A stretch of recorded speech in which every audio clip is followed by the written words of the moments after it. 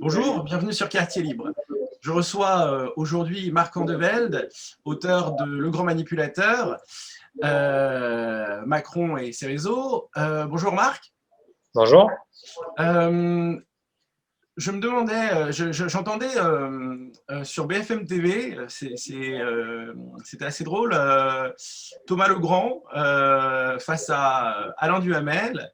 Et Thomas Legrand dire bon, qu'aujourd'hui on a beaucoup de débats sur la loi dite de sécurité globale qui aboutirait à ce que la police puisse finalement ne plus être contrôlée par la population, ce qui représenterait un recul pour nos libertés. Et finalement, Thomas Legrand semblait dire que de toute façon, la police agit déjà comme. Je me demandais qu'est-ce que cela vous inspire et si certains pensaient que Gérald Darmanin était allé vers le macronisme, est-ce qu'on ne peut pas se demander si on n'a pas une darmanisation du macronisme, une forme de darmanisme? Où est-ce qu'on en est au niveau de Macron et son attitude générale à la politique? Sur quoi tient-il? Bon, en fait, par rapport à la remarque de Thomas Legrand, célèbre éditorialiste de France Inter,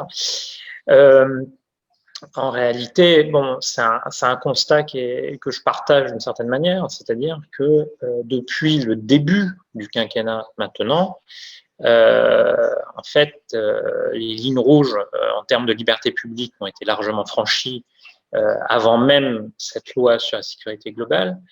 Les forces de police en général ont reçu des consignes et multiples consignes du pouvoir politique qui ont déjà largement franchi les lignes rouges de mon point de vue, et on l'a vu notamment entre 2018 et 2019 au moment du mouvement des Gilets jaunes, mais on l'a vu également lors des manifestations contre le mouvement des retraites, c'est-à-dire que déjà d'une certaine manière depuis le mouvement social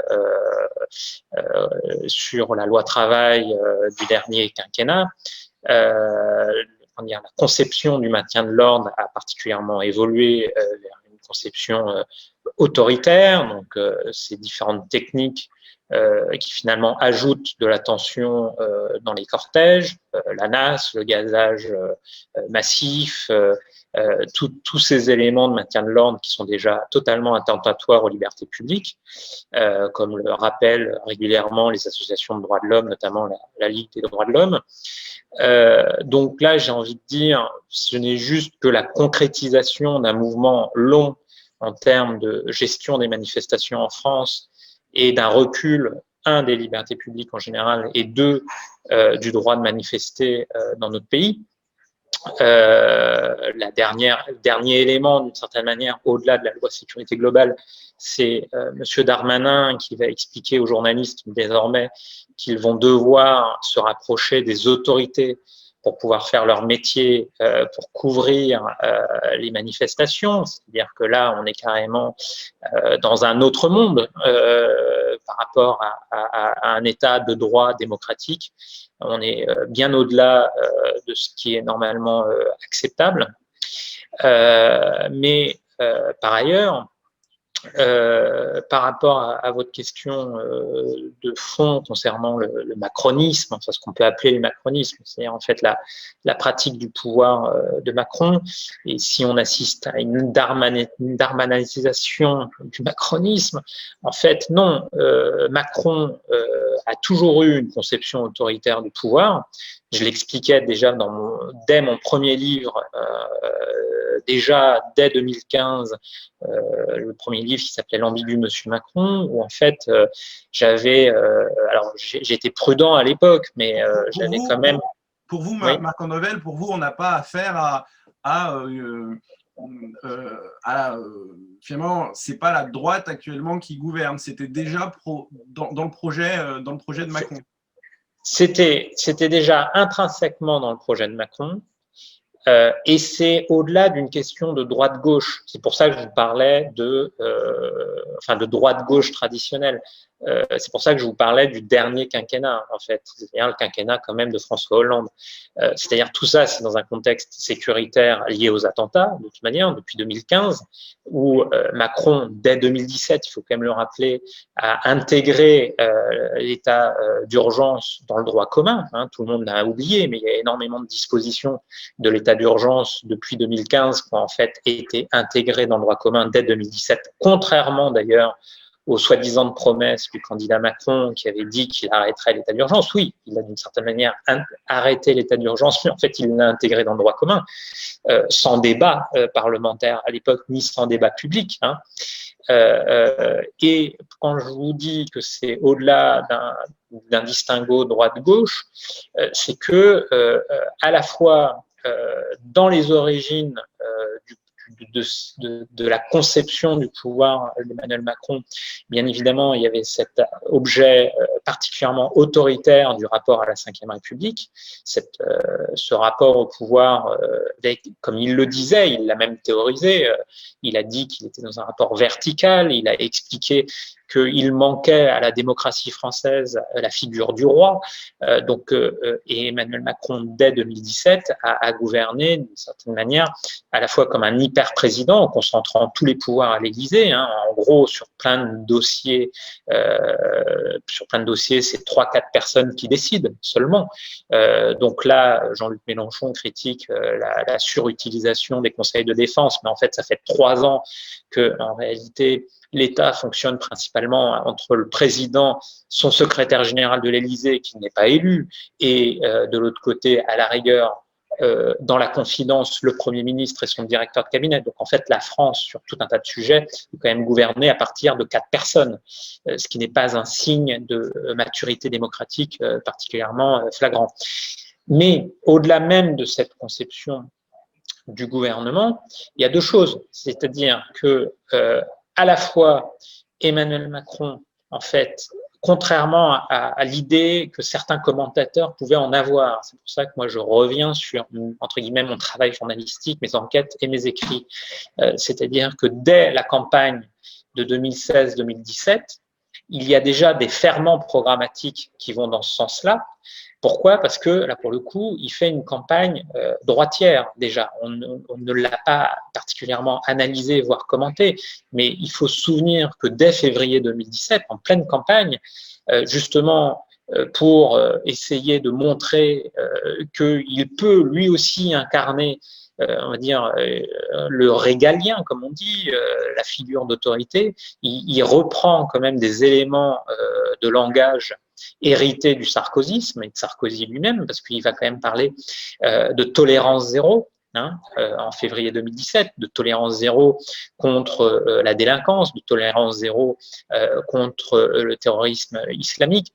C'est déjà un vocabulaire extrêmement guerrier, en fait. Donc, on ne l'a pas, en tout cas, quand je dis on ne l'a pas, le système médiatique, et notamment les commentateurs, à l'époque, ne l'avaient pas entendu. Mais en fait, pendant la campagne présidentielle, Macron avait déjà mis des curseurs à un certain niveau, y compris le fait sur le terrain sociétal de donner une interview, une longue interview, on l'a oublié avant Valeurs Actuelles, parce que ça a fait polémique il y a quelques mois, le candidat Macron avait donné toute une interview au journal conservateur Causeur, hein, il en avait même fait ça toujours en février 2017, il avait expliqué dans une interview de l'Obs en février 2017 en pleine campagne que la manif pour tous avait été humiliée sous le quinquennat de François Hollande.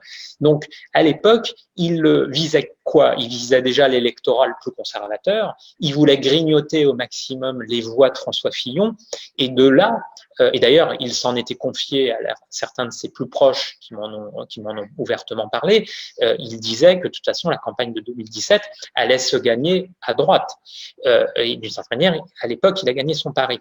Mais même au-delà de cette tactique électorale, parce que ce n'est pas qu'un opportunisme ou une tactique électorale.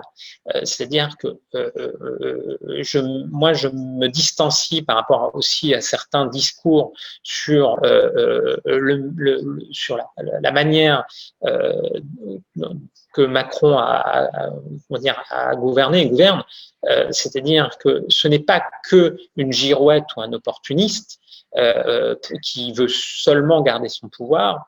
En réalité, il est quand même assis sur un véritable programme des destructions des droits sociaux.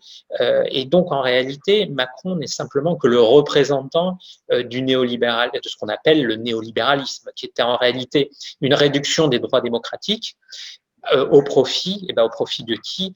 Des grands intérêts privés, des grandes multinationales, des personnes les plus fortunées dans les différents pays, parce que c'est un mouvement international.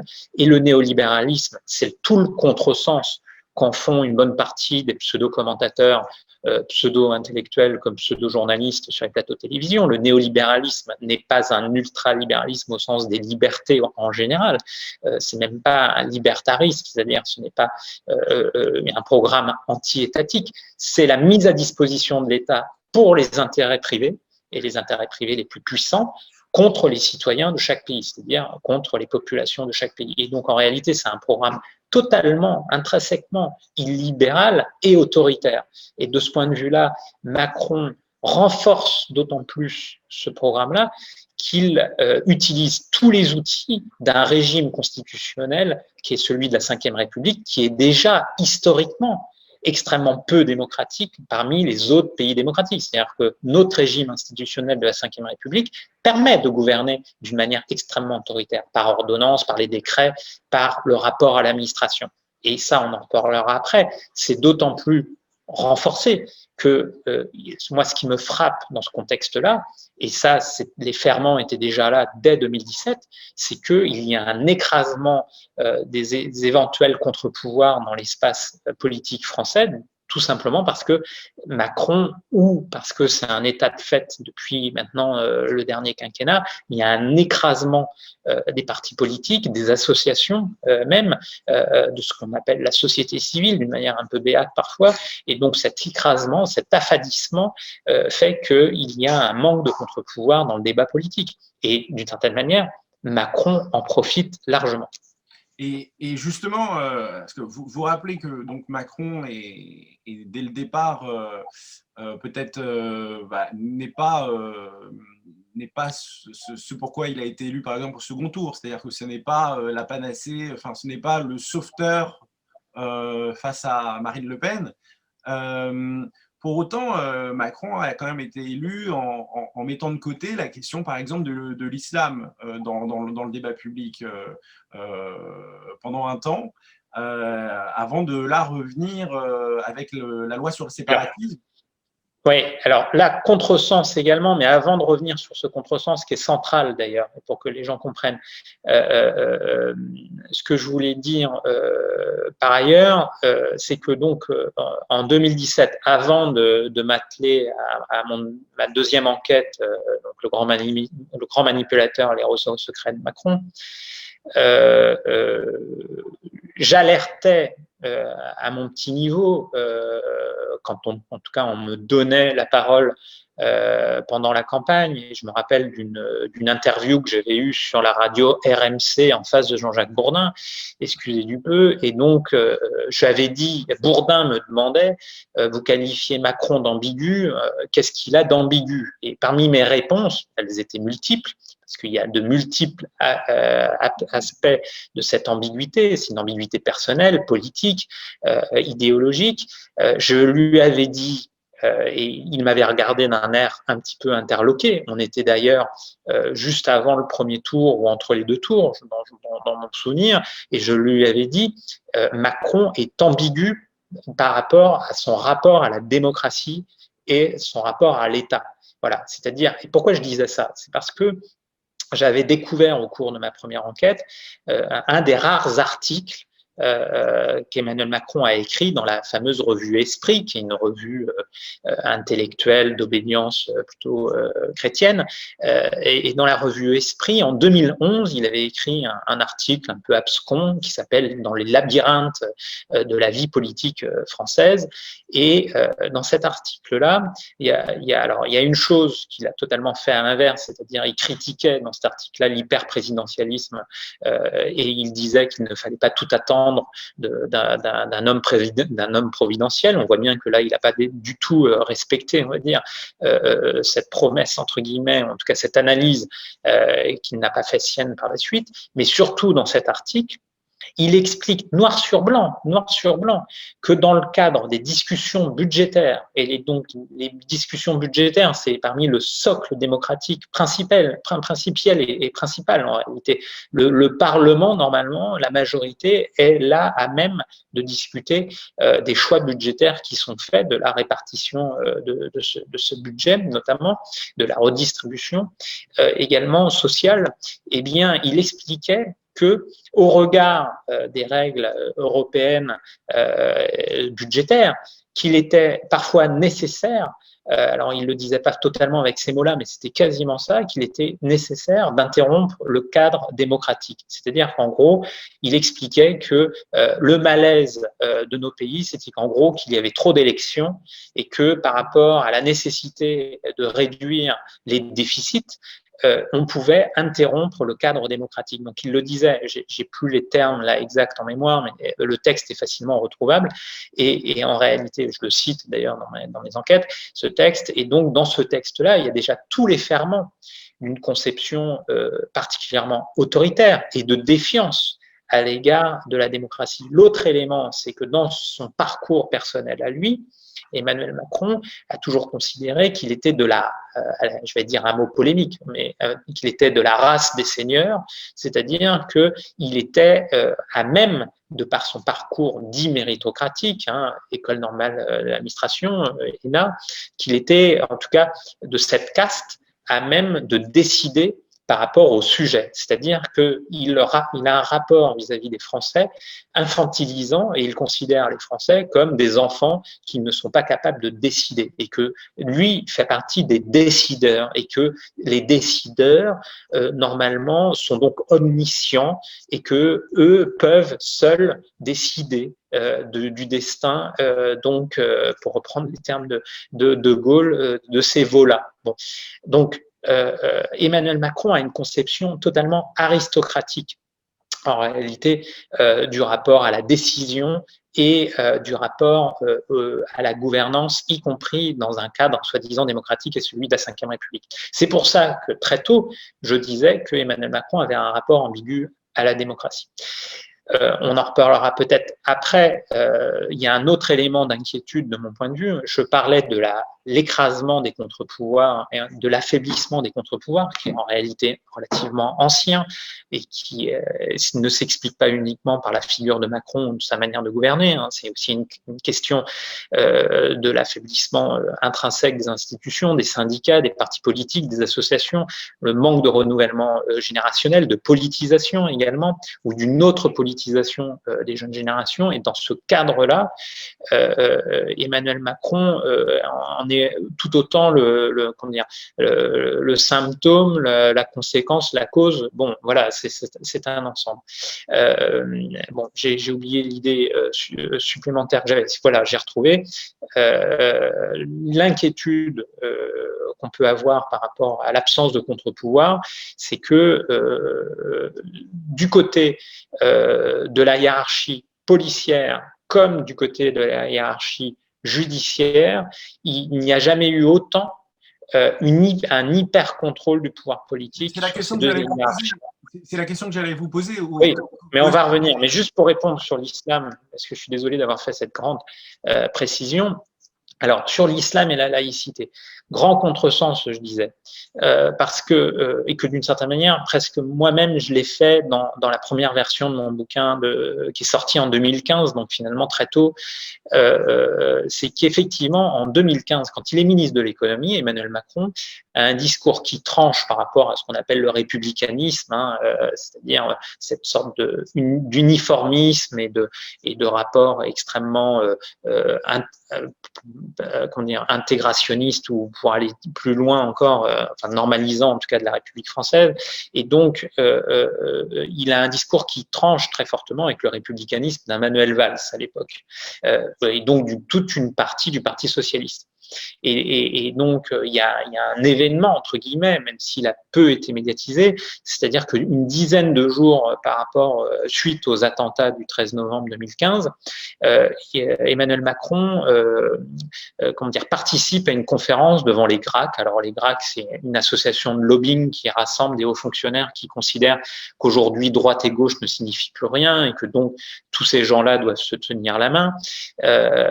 Et donc, devant les GRAC, il va expliquer que la réponse au terrorisme n'est pas une réponse sécuritaire, mais qu'on doit avoir une réponse économique et sociale.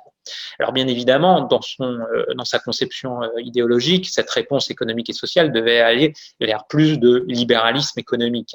Mais en tout cas, ce qui tranchait, c'est qu'il avait une réponse économique, voire économiciste, on va dire, alors que le cadre global de la politique à l'époque, et notamment au Parti socialiste, était en fait une réponse, on va dire, autoritaire déjà, et en réalité de défense identitaire, d'une conception de la République peu inclusive finalement. Et Emmanuel Macron, pour le coup, a récupéré des voix d'une partie des sympathisants de centre-gauche et du Parti socialiste, qui avaient du mal, en réalité, avec le discours très martial et très républicaniste d'Emmanuel Valls, finalement très jacobin, finalement très jacobin. Et c'est toute une frange de l'électorat du Parti socialiste. Emmanuel Todd a l'habitude de parler des catholiques zombies, qui font partie du socle historique de ces dernières années de l'électorat du Parti socialiste. Je pense au Grand Ouest, à la Bretagne. Finalement, tout un pays qu'on pourrait qualifié de girondin, qui est toujours en distanciation à l'égard du pouvoir central et de Paris.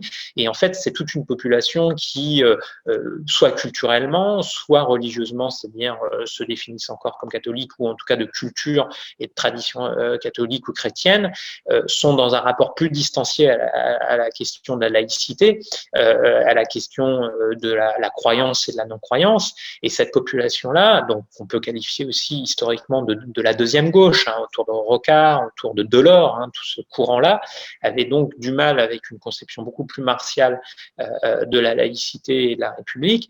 Et Emmanuel Macron a récupéré à l'époque, on va dire, a séduit une partie de cet électorat-là qui ne se retrouvait plus finalement dans le discours extrêmement martial d'Emmanuel Valls et toute une frange du Parti socialiste. Et à l'époque, donc on sait très bien le débat sur la laïcité en France, hein, en tout cas avec une opposition soi-disant entre une laïcité dure, une laïcité molle, ou entre une vraie laïcité, une fausse laïcité. Enfin, on s'y perd tellement tout ça en fait parle de l'islam en réalité. Hein, ça, on se cache derrière le petit doigt, mais en fait tous ces gens-là ne font que parler d'islam tout le temps. Et dans ce débat-là, en réalité, effectivement, il y a des gens qui ont pensé qu'Emmanuel Macron, alors des gens qui s'opposaient à lui comme des gens qui le trouvaient séduisant, et des gens ont considéré qu'Emmanuel Macron était plutôt le porteur d'un modèle, on va dire, dit anglo-saxon, pour être dans la caricature, en tout cas dans une conception en fait littérale de ce qu'est la laïcité, c'est-à-dire une conception de respect des croyances, tout en étant dans le respect des non-croyances, et pas uniquement de neutralité, une volonté de neutralisation de l'espace public, qui n'est pas le cadre juridique de la laïcité. Hein. Je rappelle, la laïcité, c'est la neutralité de l'État et des pouvoirs publics, et pas de l'espace public, contrairement aux anti-religieux, enfin aux volontés des anti-religieux dans ce pays. Et donc, on a certaines personnes, beaucoup d'ailleurs, considéraient qu'Emmanuel Macron tranchait de ce point de vue-là d'une manière qu'on pourrait qualifier, ou que certains, ou que même lui-même a expliqué être progressiste, si vous voulez. Et donc, il se serait positionné dans un progressisme je mets ça avec toutes les guillemets, hein, bien évidemment, parce que c'est un mot galvaudé désormais, et notamment par Macron lui-même, mais il se serait retrouvé, on va dire, dans une forme de libéralisme à l'anglo-saxonne, que certains honnie aujourd'hui et que d'autres trouvent séduisant, notamment plutôt les jeunes générations, il faut le dire, en tout cas les CSP+ urbaines. Jeune génération et CSP+, qu'il a notamment perdu justement au moment des européennes. Oui, enfin, en tout cas, les classes CSP+ urbaines, il les a totalement perdues au niveau des européennes. Il a récupéré la France la plus conservatrice et bourgeoise, hein, c'est-à-dire la France de Versailles, de Neuilly, du 16e arrondissement. Hein. Il a récupéré finalement une bonne partie de l'électorat de François Fillon aux européennes. Donc, en réalité, il a changé le peuple, effectivement. Voilà, le peuple ne lui plaisait pas, il a changé le peuple. C'est le privilège du roi. Et donc, pour revenir à 2017, le contresens qui est fait, c'est qu'en fait, on a l'impression que Emmanuel Macron, pour parler plus simplement, n'est pas laïcard, entre guillemets, ou en tout cas n'a pas une conception dure de la laïcité, pour des raisons d'émancipation, pour reprendre un grand terme, là pour le coup de gauche. En réalité, pas du tout. Emmanuel Macron n'est pas, pour reprendre des grandes figures libérales ou néolibérales, ni Justin Trudeau, ni Barack Obama. On n'est pas du tout dans cette conception-là de la politique. En réalité, si Emmanuel Macron n'est pas laïcard et a une distanciation ou a eu une distanciation à l'égard de la laïcité, même si là, les derniers discours qu'il a pu tenir, notamment à la rentrée en septembre sur le séparatisme, justement, veillent à raccrocher les wagons vis-à-vis on va dire, du conformisme ambiant des élites françaises sur le rapport à la laïcité, eh bien, dans ce cadre-là, en fait, s'il avait une distanciation originelle en réalité à l'égard du discours républicaniste, c'est pas parce qu'il avait un souci d'émancipation, c'est qu'il avait en réalité une identité culturelle profonde, personnelle, lui-même de rapport à la religion. C'est-à-dire qu'en réalité, c'est un spiritualiste chrétien, il se définit quasiment comme tel. Il en avait un petit peu parlé pendant la campagne présidentielle lors d'un off cassé par une journaliste du journal du dimanche, hein, par Anna Cabana. Et donc, en réalité, il a en fait une conception chrétienne de la France. C'est-à-dire qu'il considère que en fait la laïcité est le meilleur bouclier pour conserver la tradition, enfin une certaine tradition qui serait une tradition chrétienne de la France. Et de ce point de vue-là, Emmanuel Macron pense en réalité exactement comme valeur actuelle ou une bonne partie de toute la droite la plus réactionnaire. C'est-à-dire qu'en réalité, la laïcité n'est pas là pour être équidistant de l'ensemble des valeurs, des morales et des religions, mais la laïcité est en réalité le paravent pour effectivement être un combat contre l'islam et pour protéger l'identité chrétienne de la France. C'est-à-dire qu'en fait, Emmanuel Macron, derrière son discours d'une laïcité que certains pourraient qualifier de molle, en réalité, c'est une laïcité, y compris dans ce discours-là, qui va toujours dans le sens, on va dire, de l'identité chrétienne de la France, parce qu'il considère en réalité que la France reste, malgré une désécularisation extrêmement importante, en réalité, considère que la France reste en réalité majoritairement chrétienne. Et donc, il le pense véritablement. Et d'ailleurs, il le pense tellement véritablement que je vous donne deux confidences. C'est que des collaborateurs de l'Élysée ont confié à plusieurs de mes sources que ces derniers mois, notamment sur la question de l'immigration, Emmanuel Macron n'hésitait pas, devant ses collaborateurs, à reprendre des formules d'Éric Zemmour ou de Renaud Camus. Je parlais de la formule du grand remplacement, et que donc Emmanuel Macron, auprès de ses collaborateurs, ne cesse, semble-t-il, d'être obsédé par ce qu'il appelle le grand remplacement lui-même. Et de l'autre côté, par ailleurs, lors de la fameuse interview qu'il a donnée il y a maintenant 1 an et demi, qui avait provoqué les suées justement de France Inter, du Monde et de Libération. Oh là là, Emmanuel Macron n'est pas Barack Obama. Bah oui, oui, il fallait peut-être se réveiller avant, les gars. Hein. Eh bien, lors de cette interview-là, devant Louis de Raguenel, hein, qui est devenu rédacteur en chef adjoint politique d'Europe 1, hein, Louis de Raguenel, qui était donc à l'époque rédacteur en chef politique de Valeurs Actuelles, ancien conseiller numérique de Claude Guéant à l'intérieur, hein, faut-il le rappeler, eh bien, devant Louis de Raguenel, en off, hein, dans les confidences que je n'ai pas eues directement par Louis de Raguenel, mais qu'on m'a transmis, Emmanuel Macron avait même été dans un discours encore plus offensif à l'égard notamment des populations d'origine immigrée, notamment d'origine maghrébine et algérienne. Donc là, c'est pareil, il joue tout d'abord, comme d'habitude, un double jeu, où il a eu pendant la campagne, comme aujourd'hui, une volonté de discours de réconciliation par rapport à l'histoire coloniale française, notamment par rapport à l'Algérie. Donc, par exemple, il va nommer Benjamin Stora, l'historien ancien trotskiste, qui donc spécialiste de l'histoire de la décolonisation, notamment en Algérie. Et de l'autre côté, en réalité, il va toujours brosser dans le sens du poil la même catégorie de population, c'est-à-dire une population particulièrement droitière et réactionnaire de ce point de vue-là. Et donc, c'est la plus grande, peut-être, le plus grand malentendu, parce qu'on savait que Macron était libéral sur le plan économique, néolibéral, pour être plutôt exact par rapport à mon discours précédent.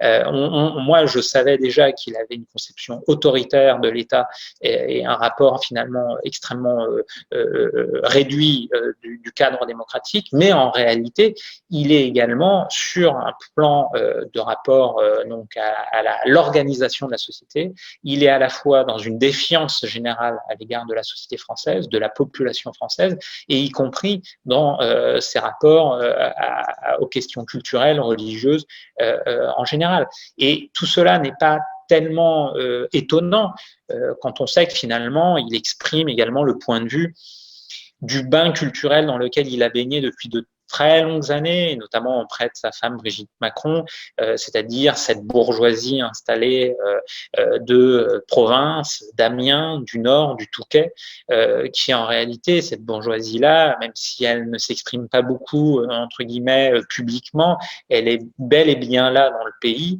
et bien évidemment, elle considère toujours que les classes populaires, voire les classes moyennes en déclassement, classes moyennes en déclassement, sont en réalité des nouvelles classes dangereuses.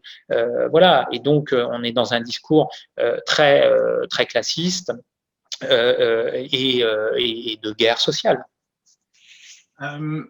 Alors, si je comprends bien, finalement, donc il n'y a pas de surprise. Si on a, de mon point de vue, il n'y a pas de surprise parce que j'ai travaillé très longtemps sur le bonhomme et le personnage. Il y a dans son discours général, il y a une inflexion, bien évidemment. Mais ce que je veux essayer de faire comprendre, c'est que en son fort intérieur, entre guillemets, en réalité, je ne suis pas étonné de cette inflexion-là qui peut apparaître pour certains comme tactique ou opportuniste, et d'une.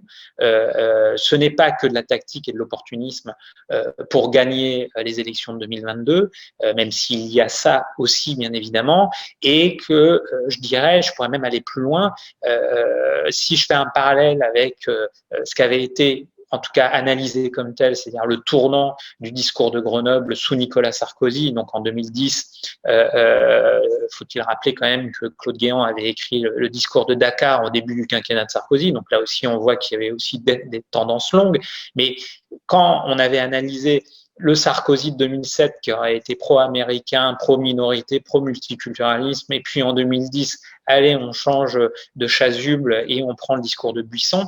Ce que je veux vous faire comprendre, c'est qu'en fait, Emmanuel Macron était depuis très longtemps, en fait, beaucoup plus proche en fait, du discours de Buisson que du rapport, on va dire, libéral à l'anglo-saxon. Après, il y a des gens qui vont trouver ça très bien. Moi, ce n'est pas mon cas. Mais en tout cas, il y a des papiers de presse récemment, notamment Le Monde, qui ont expliqué il y a quelques semaines que l'un des initiateurs de ce que apparaissait pour Le Monde comme un tournant était, par exemple, l'ancien journaliste Bruno Roger Petit. Eh bien, oui, c'est vrai que Bruno Roger Petit connaît beaucoup de gens de valeur actuelle et qu'il les a présentés régulièrement au président de la République. Hein. Ça fait partie des petits éléments dont on parle finalement assez peu sur la place de Paris. Mais avant même Bruno Roger Petit, il y a d'autres conseillers qui étaient également particulièrement droitiers, notamment l'ancienne plume du président de la République, Sylvain Faure, ne se cache pas de s'affilier à cette droite réactionnaire. Et donc, dès 2017, derrière, on va dire, l'effet marketing de l'agence de communication Havas porté par l'autre conseiller politique qui n'est plus à l'Élysée, hein, qui s'appelle Ismaël Emelien, qui a été baigné, pour le coup, lui, dans le strauss-kahnisme, dans cette frange droitière du Parti socialiste, eux ont essayé d'utiliser Emmanuel Macron pour en faire un package, on va dire, d'héritier de DSK et de toute cette frange-là du Parti socialiste qui, on va dire, délaissait le combat social pour aller sur des problématiques sociétales et dites progressistes. Mais Emmanuel Macron, que ce soit son programme ou ce qu'il est lui-même, ce n'est pas du tout ça. Et d'ailleurs, dès le début de 2017, je disais et à certaines personnes, l'ambiguïté d'Emmanuel Macron n'est pas sur la question, enfin, d'un point de vue réactionnaire. Là, pour le coup, si je me place du côté de la droite, mais l'ambiguïté d'Emmanuel Macron n'est pas du côté de l'identité. En réalité, d'un point de vue de droite, c'est-à-dire qu'en réalité, d'un point de vue de droite, il représenterait la France éternelle, hein, d'une certaine manière, mais son ambiguïté principale est sur l'aspect de la souveraineté, du rapport à la souveraineté. Lui qui parle constamment de souveraineté économique aujourd'hui ou de souveraineté européenne, c'est vraiment là où le bas blesse, notamment d'un point de vue de hiatus et de rapport aux politiques publiques. Concernant l'identité, moi, mon point de vue, c'est qu'il est, là, pour le coup, profondément ancré en réalité à droite et qu'il n'a jamais été ancré à gauche. D'ailleurs, de ce point de vue-là, je vous parlais finalement d'un rapport réactionnaire à l'histoire, la France éternelle. Eh bien, Emmanuel Macron n'a jamais eu de discours sur la Révolution française. Emmanuel Macron n'a jamais eu de discours sur les moments révolutionnaires de notre histoire, même républicaine. Il a toujours contourné ces éléments-là. S'il disait qu'il était admirateur et ancien proche de Ricoeur, de Paul Ricoeur, il faut se souvenir que Paul Ricoeur était un critique féroce du mouvement de mai 68. Bon, il s'est retrouvé avec une poubelle sur la tête à Nanterre devant les étudiants échaudés, mais pourquoi Macron, sans je pense avoir lu toute l'œuvre de Ricoeur, mais a utilisé la référence à Ricoeur, c'est que finalement, ça lui parle à Emmanuel Macron, Ricoeur, parce qu'en fait, ça lui permet de contourner un mouvement social d'émancipation comme celui de mai 68, qu'il nie en réalité. C'est pas du tout sa culture. Et donc, ce qui est très intéressant, c'est que là aussi, le discours qu'il a tenu, je crois, au Panthéon, là, sur la République, où c'est un discours où il tient à faire référence à la Troisième République ou après 1870, je sais, dans ce que j'ai compris, j'ai pas travaillé dessus, mais eh bien, ce discours-là, eh bien, il s'inscrit dans une République finalement quasiment anti-révolutionnaire. Voilà. Donc après, c'est pas très étonnant que dans le folklore, il va demander à son ami Stéphane Bern de s'occuper de patrimoine, par exemple, hein, ou des choses comme ça. C'est qu'en réalité, tout ce qui est de l'ordre de la rupture du cadre social, du statu quo social, ça ne lui plaît pas. En réalité, il est là pour conserver le statu quo social, c'est-à-dire l'état du rapport de force sociale et des puissants. Voilà, il est là pour ça. Donc en fait, il y a une cohérence de ce point de vue-là entre l'autoritarisme sur les questions, sur la laïcité, l'islam, etc., et sur les questions plus sociales, le traitement des gilets jaunes, etc. On a une généralisation de l'autoritarisme qui fait complètement sens en fait dans son univers. Et à ce moment-là, la question que ça pose, c'est vous avez dit qu'il y a le champ politique et pas forcément aujourd'hui dans un État qui permet de faire contre-pouvoir, ni le champ. Enfin, il y a un manque de contre-pouvoir aujourd'hui. quelles sont les conséquences du point de vue notamment des différentes administrations dont on pourrait attendre qu'il y ait une organisation, je ne sais pas moi, au niveau de la justice,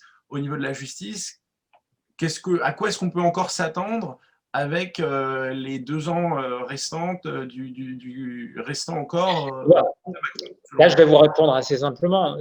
Il n'y a jamais eu autant de contrôle politique sur la justice depuis De Gaulle. Voilà.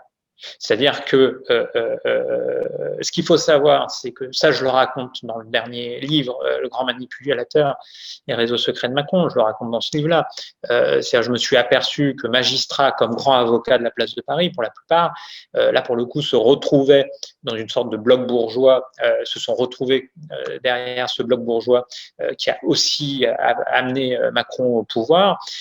Et donc, ils étaient, on va dire, les magistrats, ils sont de centre droit, ils sont de centre gauche, ils sont dans l'extrême centre, on va dire. Ils détestent les extrêmes, parce que la justice, en réalité, est une justice du statu quo, du statu quo bourgeois, si je parle comme un marxiste, que je ne suis pas forcément, mais enfin, en tout cas, voilà. Et donc, Emmanuel Macron, il est là-dedans et il a eu le soutien de toute une partie de la magistrature. Donc là, c'est pareil.